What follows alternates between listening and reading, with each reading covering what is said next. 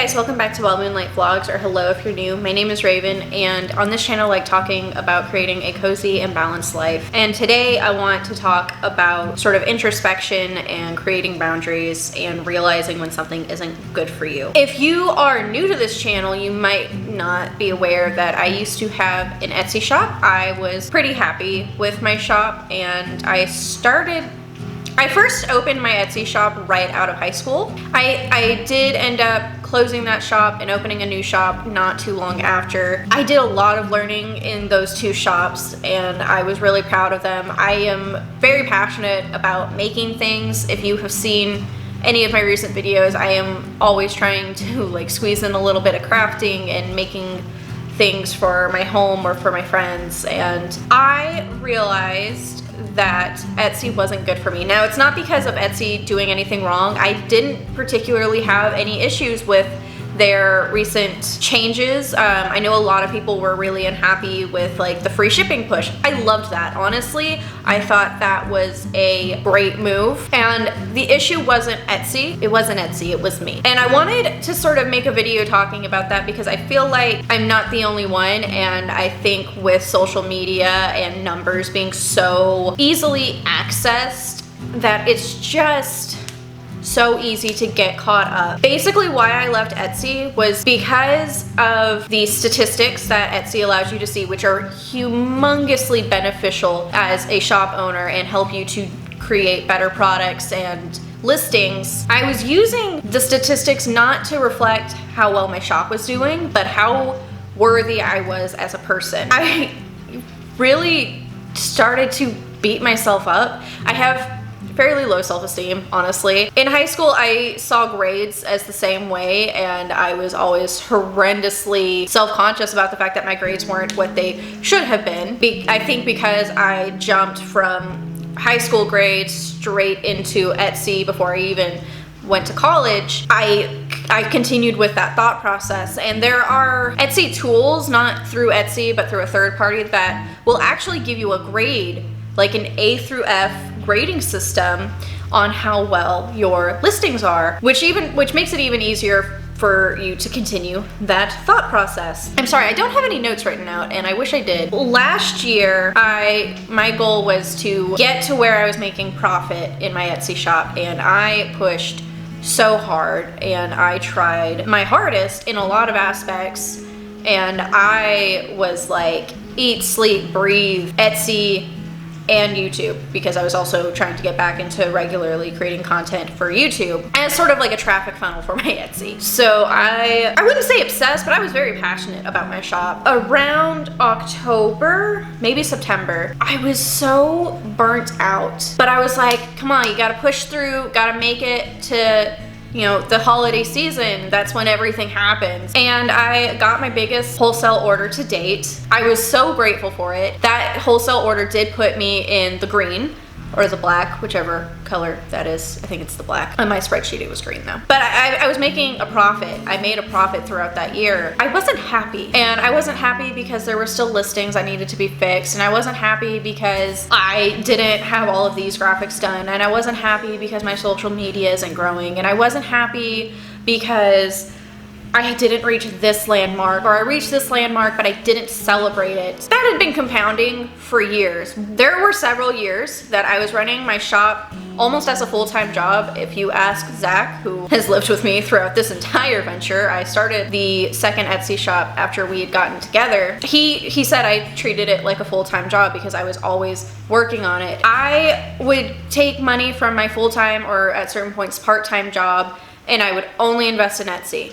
I was like maybe giving myself 20 bucks to like get essentials. I remember once I had to go buy a $50 pair of pants for work because like I'd ripped my pants, thick thigh life, and so I needed pants to wear to work, and I was just like, man, but I could be getting fragrance oils for my Etsy shop. And I don't regret that I put my Etsy shop on that high of a priority. For me, it was a high priority, and I learned so much. But I think it just took its toll after 3 or 4 years of pushing it to be where I wanted it to be, putting myself last, even though I wanted other people to put themselves first in the name of self-care, I said that my shop was my self-care because of how proud I was of my shop. And then I realized that I was degrading myself and I was being rude to myself and I was judging myself based off of statistics and analytics and numbers. And numbers don't define who you are as a person, but I really wanted them to because it's such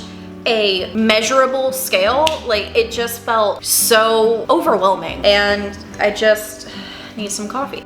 And like I said, I felt like I needed to make this video because I know I'm not the only person, maybe it's not Etsy for you, but I know I'm not the only person who found a way to try and measure their self-worth through numbers that are granted to us everywhere and has made themselves miserable. By October, no, it was November. By November, I had kind of just lost all steam towards my Etsy shop. It was still open throughout October, but I didn't make any sales and I didn't care. Or maybe I did and like, I just don't remember. But like, I didn't care if I was making sales. And then November came and I think my card had expired and I just forgot to update the new number. They closed my Etsy shop down over $1.20 that I owed them. And I didn't notice for like 2 weeks. I had gotten a new phone, so I wasn't getting all of the notifications from my email address.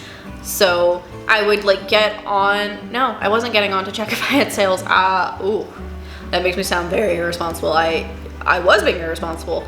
But about 2 weeks after it had been closed, or at least a week, I realized that my shop had been closed for a while. I felt so relieved, and I wasn't expecting to feel relieved. Like, had this happened at any point in the 4 to 5 years prior with either of my other shops, I would have lost my mind. I'd be like, what do you mean you closed me down over $1.20? But they closed my shop and I was just like, oh, thank God I don't have to worry about that anymore. Which it just felt like that was speaking volumes. And so I decided before that I was going to take a vacation after Christmas, but I decided, I was just like, why don't I just see about restarting in 2020? I will take the next 2 months off, get out of this burnout and see how I feel. Well, it's February 2020. I don't miss my Etsy shop. I remember how unhappy I was making myself through all of the things that I've already discussed. And so I'm not planning to reopen my shop in the future. I like making soap, so I might make soap in the future. I was considering offering sales through Square and like just doing personal invoices and eventually getting a website, but like, I don't want to make products anymore. I want to make things that I want.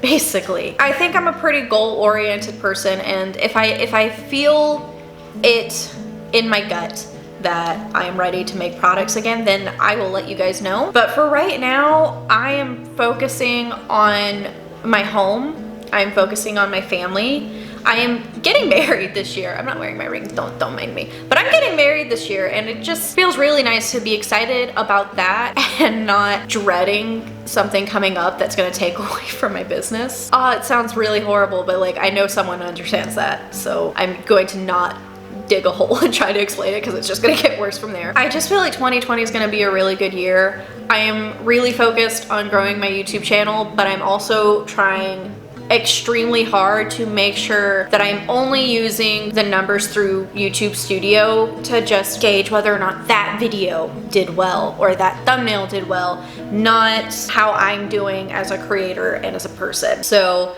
I know that my videos aren't always the most SEO friendly. I know my videos aren't always the best topics, but I'm trying to make content that makes me really happy and that I think other people will be happy if they watch it. So if you are in a position where you are looking at numbers and trying to decide what's wrong with you or what you're doing right, please take a step back. I'm not saying quit. You might not want to quit or you might not be able to quit, but like, please just take a step back and remember that these numbers don't gauge who you are as a person. They mean nothing towards your work ethic. They mean nothing towards your responsibility towards you. You are not defined by these numbers, and that can be any number that is stressing you out, whether it is a measurement, a analytic, a weight. This video was a little bit longer than I expected it to be. I hope that you were able to get something out of this. I know that this was a little more like self-involved, but I just don't want other people to feel alone if they're also going through this. Once again, if you are thinking of opening an Etsy shop and you're looking through videos of why I left Etsy and you found this, I love Etsy as a platform. I genuinely think that they are doing a great job, and it wasn't their platform that made me leave. It was how I was treating myself, not how the platform was treating me. If you have any input on this video, please make sure to leave it down in the comments down below, or let me know how you're doing. I would love to hear from you. Please make sure to hit subscribe before you go, and don't forget to find the magic in the small things. Bye.